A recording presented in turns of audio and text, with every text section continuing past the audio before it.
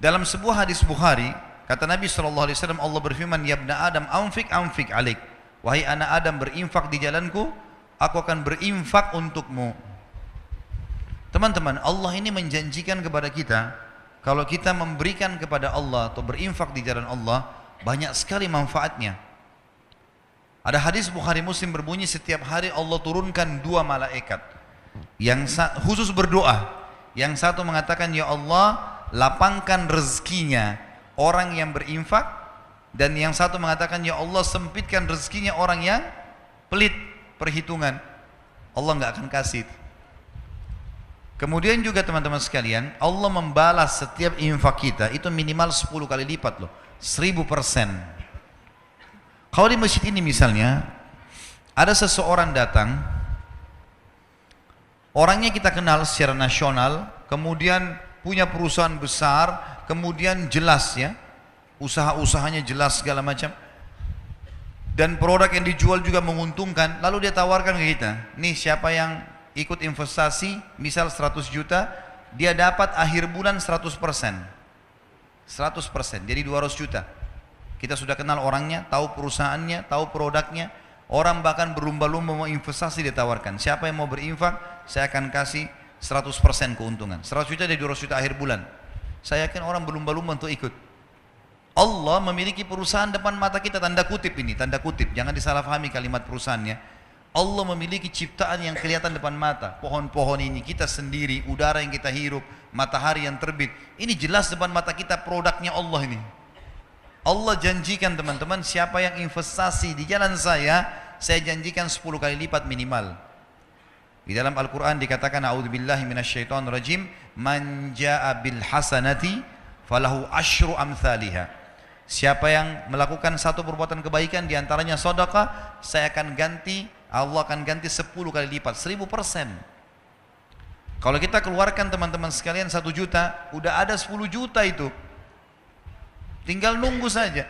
Tahu teman-teman, para sahabat setiap hari kerjanya apa? Mereka bawa duit di kantong-kantong, di wadah kalau kita sekarang, cari orang miskin. Waktu ditanya, apa yang kalian buat? Kami sedang investasi. Kasih orang miskin, Allah balas 10 kali lipat. Terus begitu. Di zaman Abu Bakar, Uthman bin Affan, Abu Abdurrahman bin Auf, sahabat-sahabat yang kaya, nggak ada akunting, gitu kan? Belum ada sistem kayak kita sekarang, komputerisasi yang rapi. Bagaimana cara mereka mengatur duitnya? Saya kalau baca sejarah mereka itu luar biasa. Dagang, transaksi, orang susah dibantu, orang yang memang layak dapat untung, diputar lagi modalnya, dikeluarin di jalan Allah, disedekahkan, yang sisanya dipakai modal. Begitu-begitu saja. Waktu mereka meninggalkan harta, kalau itu sekarang itu bisa ratusan miliar rupiah, mungkin triliunan kalau uang rupiah. Mereka tidak punya admin, tidak punya apa-apa. Bagaimana mereka bisa atur semua itu? Karena sedekah. Abdurrahman bin Auf pernah buktikan kepada kita dalam kisahnya, beliau pernah kedatangan keuntungan 1 peti emas, belum pernah untung sebanyak itu. Dia duduk gelisah di dekatnya emas itu. Istrinya tanya, kenapa Abdurrahman? Saya gelisah lihat ini. Enggak pernah keuntungan kita sebesar ini.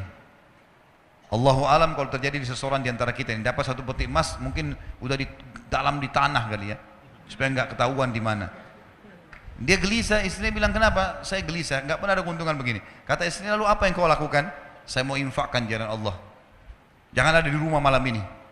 Baik, sama istrinya bungkus-bungkus, bagi-bagiin, malam itu habis. Besok datang 2 peti. Kisah nyata ini. 2 peti yang seperti itu. Dia istrinya bilang, ini gimana? Infakkan lagi. Besoknya 3 peti.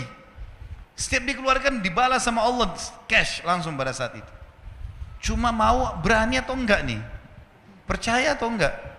Ini kadang-kadang makan sama temannya, mau traktir atau enggak ya? Ragu. Kadang-kadang tunggu temannya pegang dompet baru bilang, saya aja enggak apa-apa. Oh enggak apa-apa temannya, Pak. Oh ya sudah dibayarin enggak apa-apa. Sering-sering ya. Pesannya sering-sering gitu. Ini salah ini. Di jalan Allah 10 kali lipat. Praktekin, ini rumus yang sederhana. Infak, Allah bilang di jalanku, aku akan balas infakmu itu. Pasti lebih banyak. Dalam hadis Bukhari, kata Nabi SAW, orang sebelum kalian ada 2 orang, dua-duanya bersahabat, dua-dua punya kebun, musim kemarau, nggak ada hujan sama sekali.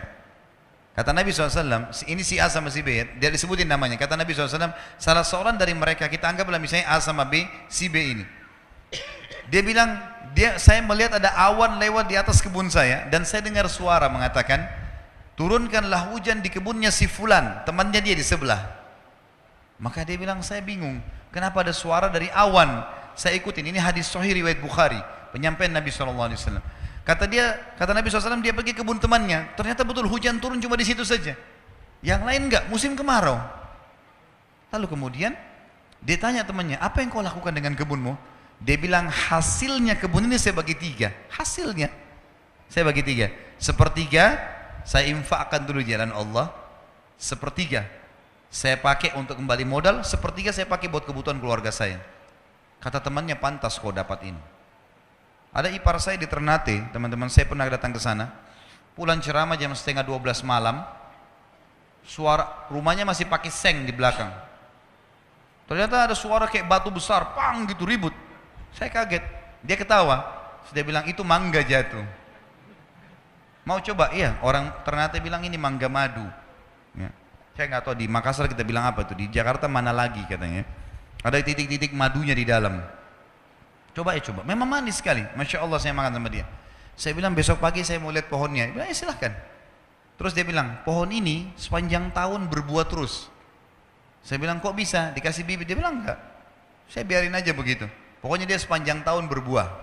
Biasanya kan mangga kita tahu setahun sekali kan. Paling maksimal setahun 2 kali itu sudah luar biasa. Besok pagi habis sholat subuh di masjid, saya keluar, saya ke rumahnya, saya pamit ke belakang. Ternyata pohon itu cuma pendek, mungkin cuma 3 meter, seperti mungkin tiang masjid ini. Kemudian buahnya banyak sekali, sampai mau jatuh ke paving bloknya itu.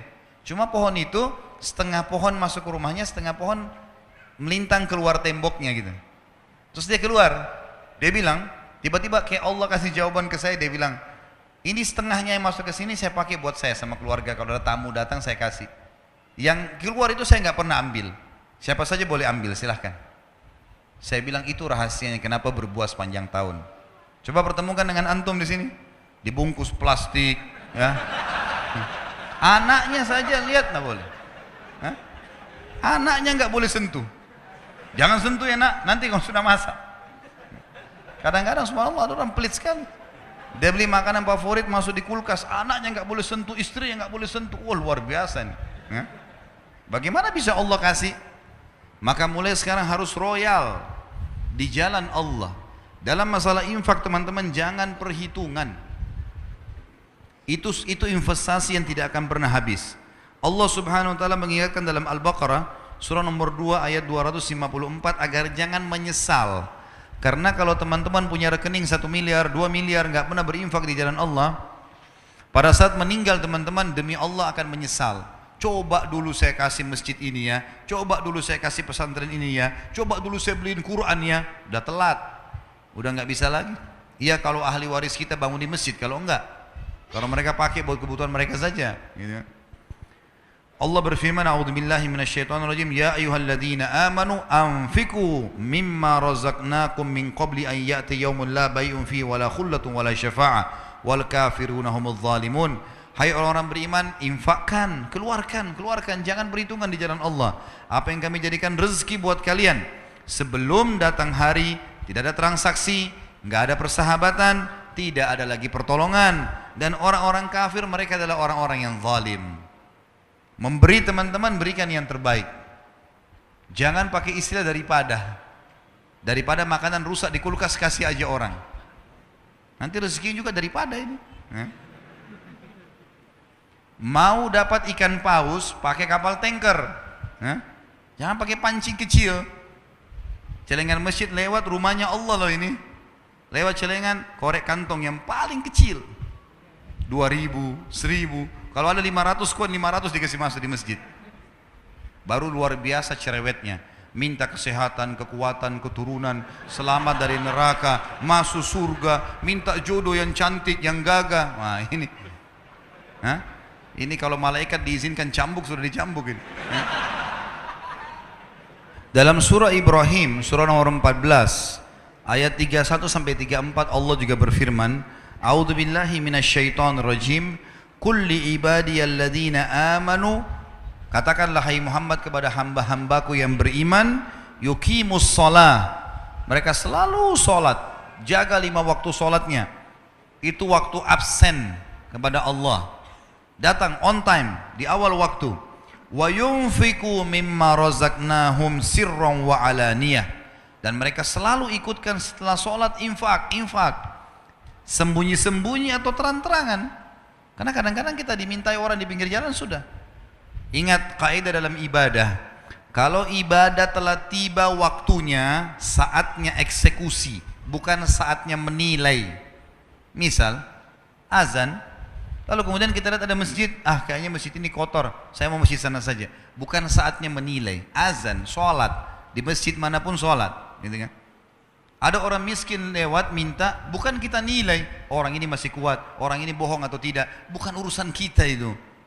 Orang lagi minta, Tuhanmu lagi suruh kasih, bukan menilai, eksekusi kasih orang.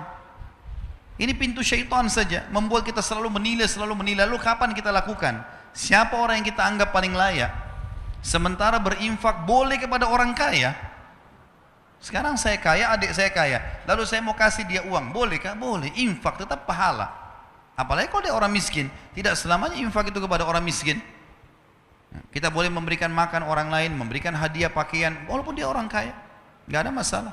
Nabi SAW mampu dan beliau menerima hadiah. Kemudian dikatakan min qabli an ya'tiya yaumun la bay'un fihi wala khilal, sebelum datang hari di mana kalian akan menyesal karena nggak ada lagi transaksi. Orang-orang miskin yang kita temui di dunia, teman-teman, kalau kita ketemu di mahsyar, walaupun kita mau kasih 1 miliar rupiah sudah nggak laku miliaran rupiah di sana. Mau kasih pahala dia terima, duit dia sudah nggak terima. Mau kasih makanan dia nggak terima. Orang di akhirat nggak butuh makanan dunia. Tidak ada lagi transaksi dan tidak ada juga persahabatan. Lalu Allah menceritakan di ayat 32-nya Ibrahim, Allahul ladzi khalaqas samawati wal arda wa anzala minas samai ma'an fa akhraja bihi minats thamarati rizqan lakum. Yang telah memerintahkan kalian menjaga solat kalian dan menginfakkan apa yang menjadi rezeki buat kalian adalah Allah yang telah menciptakan seluruh langit dan bumi dan telah menurunkan air dari langit dan telah menumbuhkan dengan air-air itu buah-buahan sebagai rezeki buat kalian. Wa sakhkhara lakumul fulka litajriya fil bahri bi amri, dan yang telah menyuruh kalian solat dan berinfak di jalannya adalah yang telah menundukkan buat kalian bahtera-bahtera, sehingga yang telah menundukkan buat kalian lautan dan sungai, sehingga bahtera-bahtera kalian bisa meraung di atasnya.